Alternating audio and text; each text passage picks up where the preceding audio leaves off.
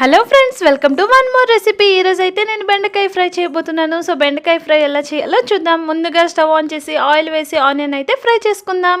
Onion అయితే పచ్చి వాసన పోయేంత వరకు అయితే ఫ్రై చేసుకోవాలి. నెక్స్ట్ దీంట్లో కొంచెం కారం, కొంచెం పసుపు, కొంచెం గరం మసాలా వేసి ఇంకోసారి మిక్స్ చేసుకుందాం. చూసారా, ఆనియన్ అయితే ఫ్రై అయిపోయింది. నెక్స్ట్ దీంట్లో చిన్న చిన్న ముక్కల్లా కట్ చేసుకున్న బెండకాయ వేసి అలా అలా అలా కొంచెం మిక్స్ చేసుకోవాలి.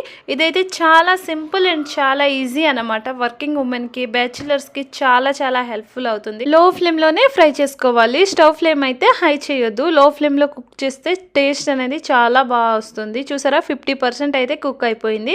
ఇప్పుడైతే టేస్ట్కి తగ్గట్టు సాల్ట్ యాడ్ చేసుకుందాం. నెక్స్ట్ అయితే ఇంకోసారి బాగా మిక్స్ చేసుకోవాలి. 5 to 10 minutes అయితే లో ఫ్లేమ్లో ఫ్రై చేసుకుంటే బెండకాయ ఫ్రై అయితే రెడీ అయిపోతుంది.